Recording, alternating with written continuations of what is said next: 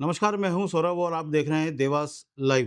मध्य प्रदेश में मुख्यमंत्री डॉक्टर मोहन यादव की सरकार ने समान नागरिक संहिता यानी यूनिफॉर्म सिविल कोड की दिशा में एक बड़ा कदम उठा दिया है। मुख्यमंत्री डॉक्टर मोहन यादव की अध्यक्षता में हुई मंत्रिपरिषद की बैठक में मध्य प्रदेश समान नागरिक संहिता विधेयक 2026 के मसौदे को मंजूरी दी गई है। अब इस विधेयक को विधानसभा में पेश किए जाने का रास्ता बिल्कुल साफ हो गया है। मुख्यमंत्री डॉक्टर मोहन यादव लगातार समान नागरिक अधिकारों की बात करते रहे हैं। सरकार का तर्क है कि समान नागरिक संहिता के माध्यम से प्रदेश के नागरिकों को के लिए विवाह, तलाक, उत्तराधिकार और पारिवारिक मामलों में से जुड़े कई मामलों में कानूनी समानता लाई जा सकेगी। प्रस्तावित कानून में विवाह और तलाक से संपत्ति के उत्तराधिकार तक महत्वपूर्ण प्रावधान किए गए हैं। वहीं लिव इन रिलेशनशिप के रजिस्ट्रेशन और ऐसे संबंधों से जन्म लेने वाले बच्चों के अधिकारों को लेकर भी कई प्रावधान किए गए हैं या इसकी बात सामने आई है। खास बात यह है कि मध्य प्रदेश की बड़ी आदिवासी आबादी और उनकी परंपराओं को ध्यान में रखते हुए प्रस्तावित समान नागरिक संहिता में अनुसूचित जनजातियों को छूट देने का भी प्रावधान रखा गया है। यानी आदिवासी समुदाय की पारंपरिक और प्रचलित व्यवस्थाओं को विशेष संरक्षण देने की बात कही गई है। मुख्यमंत्री डॉक्टर मोहन यादव का कहना है कि सरकार का उद्देश्य नागरिक अधिकारों में भेदभाव को समाप्त कर सभी को समान अधिकार देना है।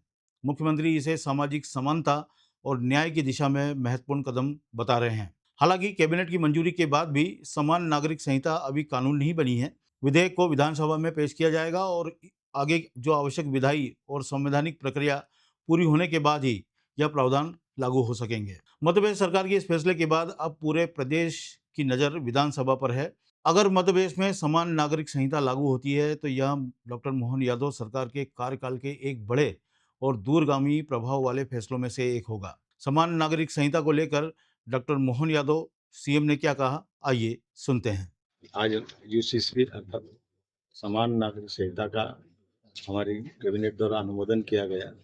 कल विधानसभा का सत्र प्रारंभ होने वाला है। ऐसे में सत्र के दरमियान रखे जाने वाले विधेयक को न केवल एक समान नागरिक संहिता बल्कि और कई सारे विधेयक जो जनहितैषी जनउपयोगी है, लेकिन सबसे बड़ा एक देश एक विधान का जो कंसेप्ट है, यशस्वी प्रधानमंत्री के माध्यम से और डॉक्टर भीमराव अम्बेडकर की मूल धारा 44 और 14 के परिप्रेक्ष्य में मध्य प्रदेश सरकार राज्यों में से शामिल हो गई, जो हमारे राज्य के सभी नागरिकों के लिए एक समान कानून लगाने जा रही है। पूजा पाठ, बाकी अलग अलग धर्मों की जो पूजा विधियां धार्मिक आयोजन है, तो सबकी पूरी स्वतंत्रता है।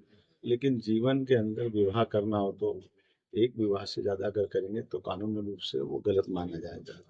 इसी प्रकार से संपत्ति के अधिकार, उत्तराधिकार, बहनों को भाइयों को समान वसीयत के आधार पर जो अधिकार मिलते हैं, उसमें भी ऐसी कई सारी समानता और कई सारी विसंगतियों को दूर करते हुए एक समान कानून का लगाया जाना, कि केवल यशस्वी प्रधानमंत्री के नेतृत्व में देश ही कर सकता है। और मध्य प्रदेश उस राज्यों में से शामिल हुआ है जिनने इस प्रकार के सुधार के कदम लगाए। मेरी अपनी ओर से राज्यवासियों को बधाई।